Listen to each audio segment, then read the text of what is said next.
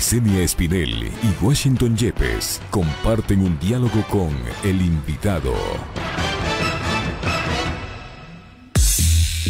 En Punto Noticias hablamos de...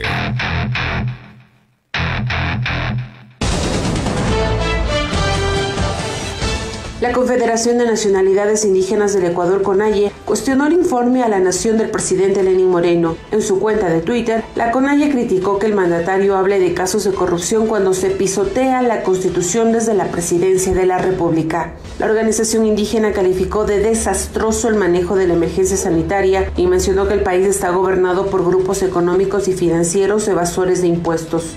A su vez, el sector indígena dice que, aprovechándose de la pandemia, se ejecutaron las medidas dictadas por el Fondo Monetario Internacional y la Asamblea Nacional aprobó leyes que van en contra de los trabajadores. En este contexto, la organización publicó un pequeño video en el que se evidencian los despidos de los que han sido víctimas algunos ciudadanos durante la emergencia sanitaria y, sin hablar directamente de una protesta, sugirió el hashtag "La lucha va porque va".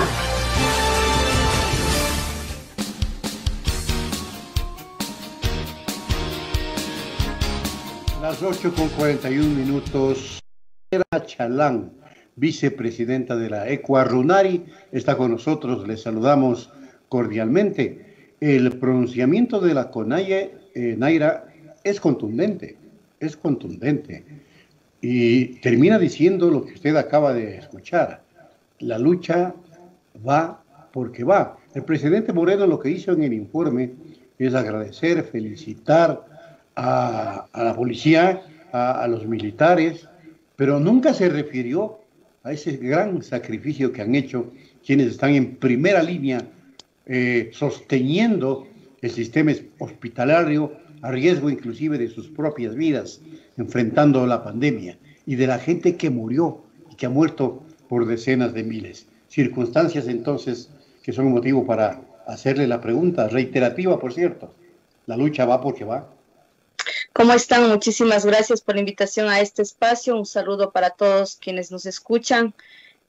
Creo que lo hemos venido sosteniendo, esta consigna de la lucha va porque va, no solamente en esta ocasión que es urgente y necesario, sino también en otras ocasiones donde nos hemos visto vulnerados y hemos visto que los derechos, no solamente de los pueblos y nacionalidades, sino de la población en general, han sido atacados con políticas públicas agresivas o políticas económicas también agresivas y que precarizan nuestras propias vidas. En ese sentido, seguimos sosteniendo la consigna va porque va. No vamos a dar un paso atrás de lo que ha significado para nosotros un proceso histórico también de la defensa de nuestros derechos como pueblos y nacionalidades.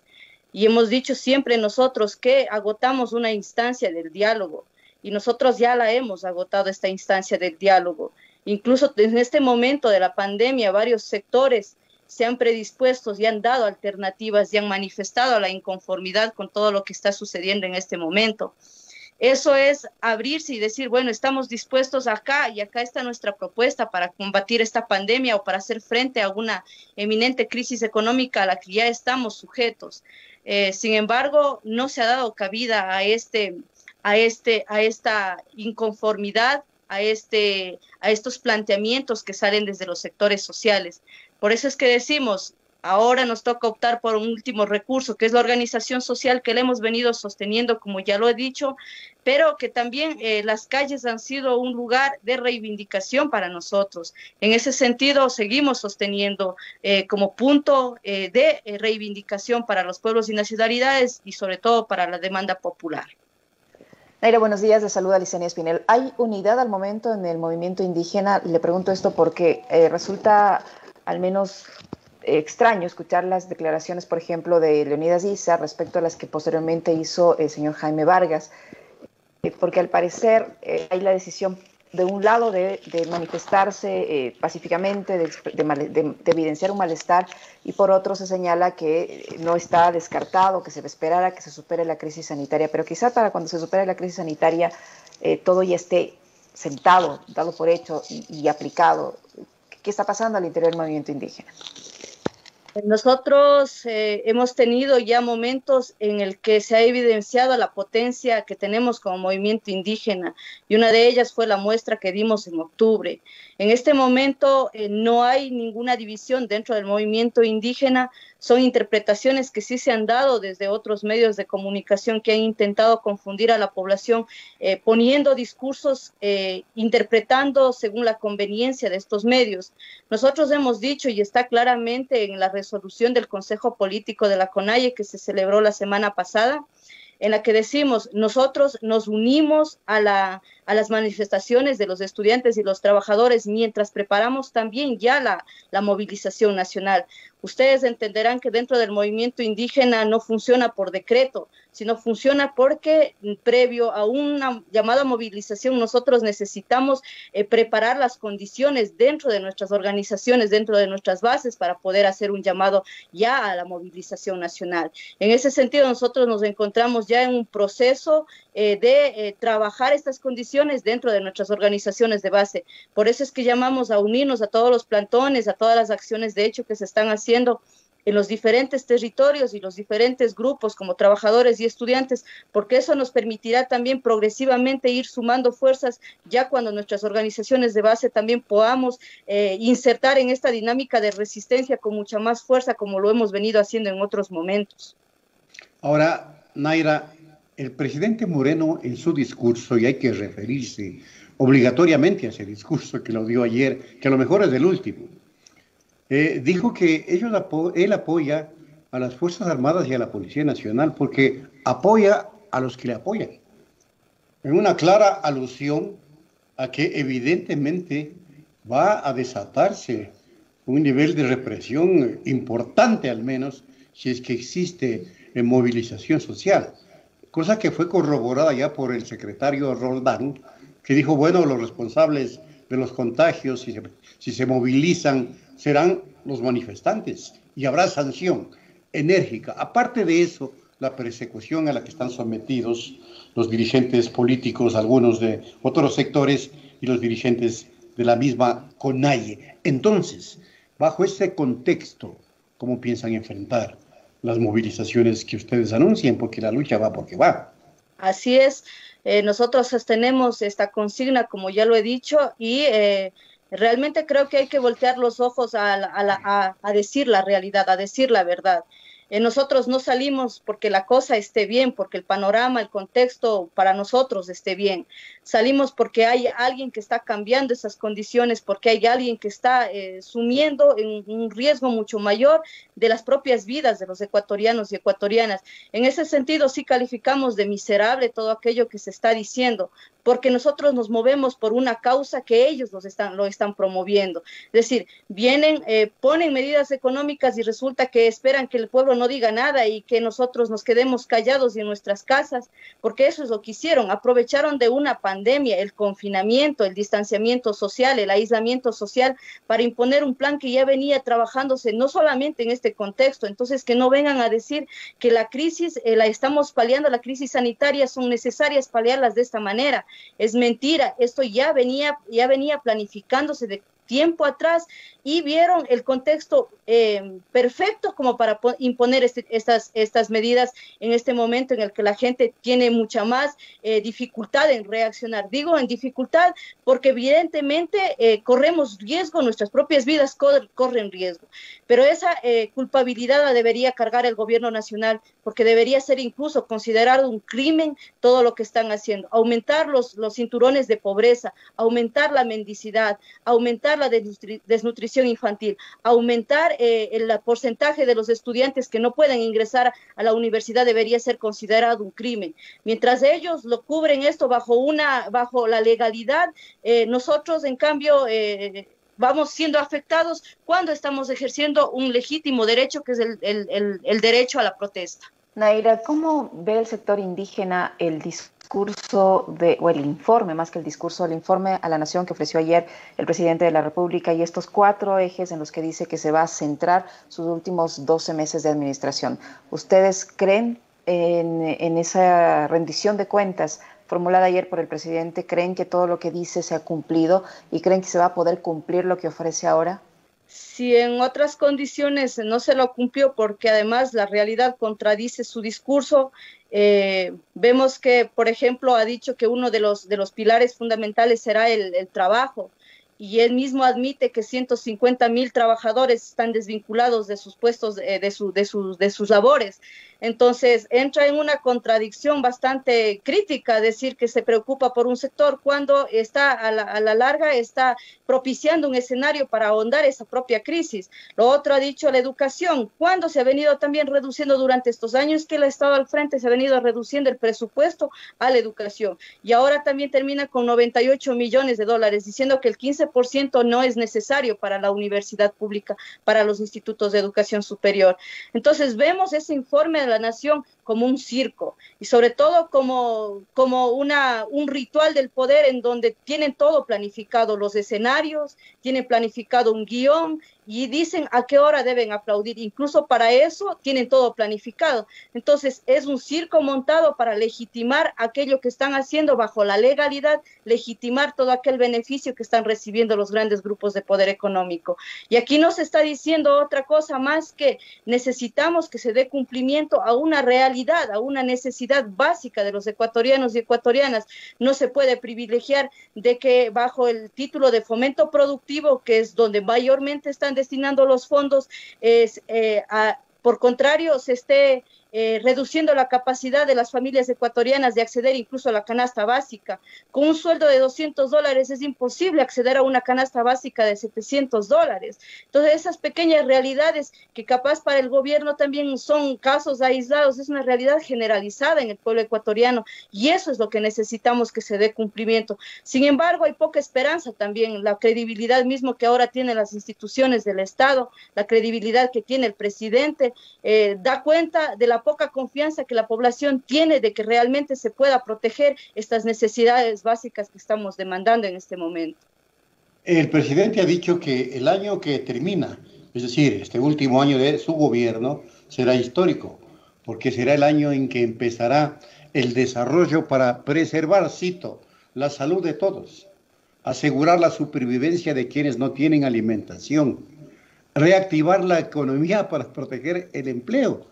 Y al asegurar esto, dijo e hizo un llamado para que todos arrimen el hombro, inclusive a los legisladores les dijo ya, dejen de estar fiscalizando demasiado, déjenles trabajar a mis ministros y a las organizaciones, por favor, tranquilícense, no hagan nada, no se bajen de esta suerte de negociación y de acuerdo que él llama para poder sostener la economía en los próximos años. ¿Habrá esa disposición de parte de las organizaciones y movimientos sociales con los anuncios que hace el presidente? ¿Será el año en efecto del despegue del Ecuador?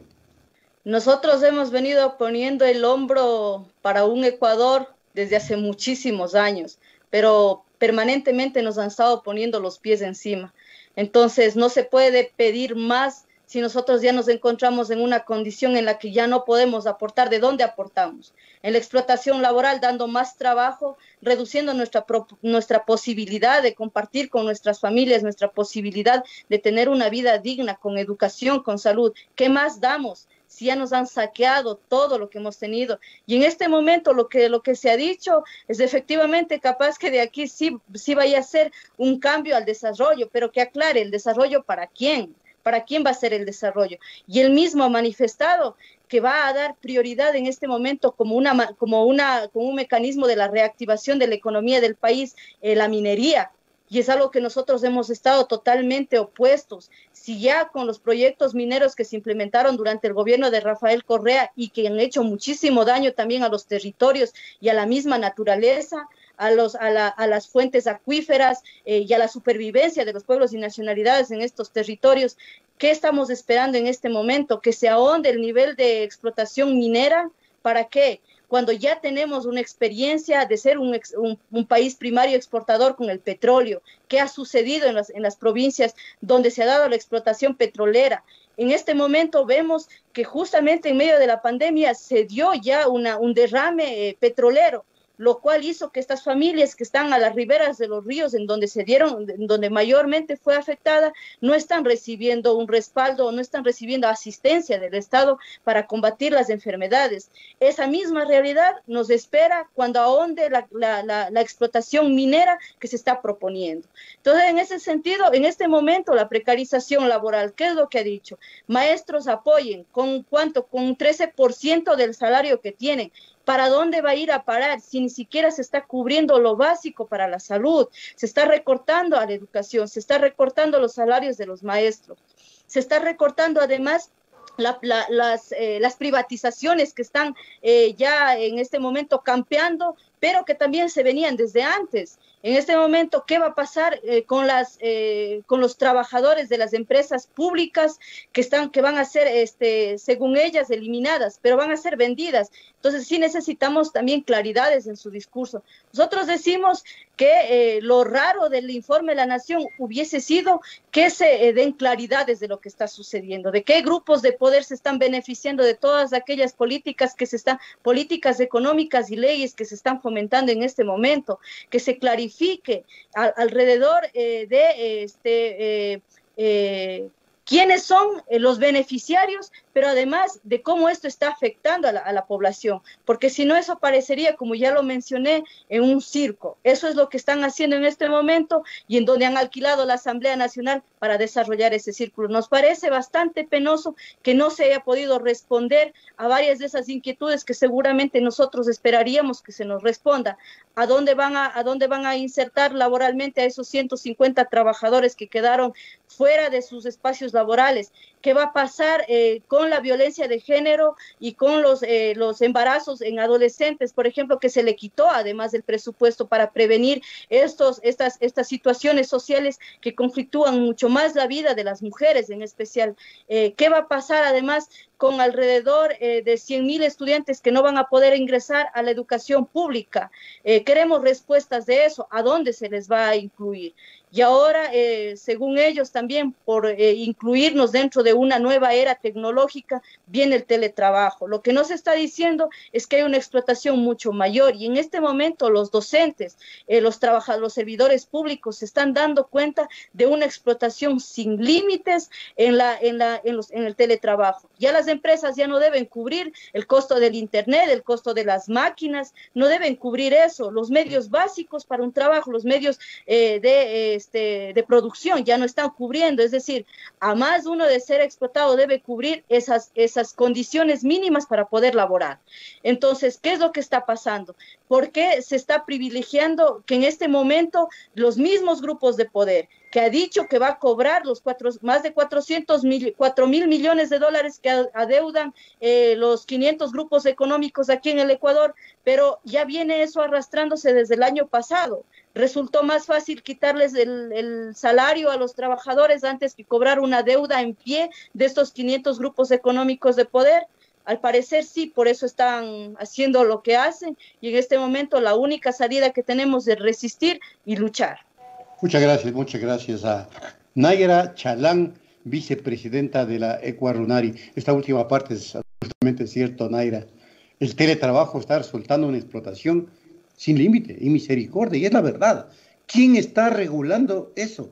Absolutamente nadie. Yo lo que me conduele es de las amas de casa trabajadoras, porque aparte de educar a sus hijos, seguir las tareas de sus hijos, arreglar la casa, tienen que cumplir con doble horario el trabajo que antes habitualmente lo hacían físicamente. Me solidarizo con ellas. Gracias, Nayara. Hasta una próxima oportunidad. Muchísimas gracias a ustedes, un saludo fuerte y un saludo también a todos quienes están escuchándonos y invitarles también a salir y a unirnos a estas protestas que están armando ya los trabajadores y estudiantes y que seguramente nosotros vamos a hacer y vamos a potenciar este llamado en los próximos días, pero sin duda sumarnos ya desde este momento a todas las manifestaciones que se están dando, porque rechazamos todo lo que está sucediendo y todo el ataque neoliberal, el ataque despiadado que se está dando sobre la clase trabajadora y el sector popular. Muchas gracias. Lo ha dicho Nayara Chalán, vicepresidenta de Ecuarunari. Terminamos. Terminamos. Momento de despedirnos, guachos. Gracias, Naira. Gracias a todos nuestros invitados que nos han acompañado durante esta jornada de entrevistas en Punto Noticias Primera Emisión, para que ustedes tengan su propio criterio, para que ustedes puedan analizar lo que nos dicen con la realidad y hacerse, que es nuestro objetivo, su propio criterio. Gracias, Guacho. Gracias a nuestros compañeros, tanto en lo periodístico como en lo técnico. Nos vemos y nos escuchamos contigo a las 17 horas, conmigo a las 12 horas. En Punto Noticias, la noticia vive.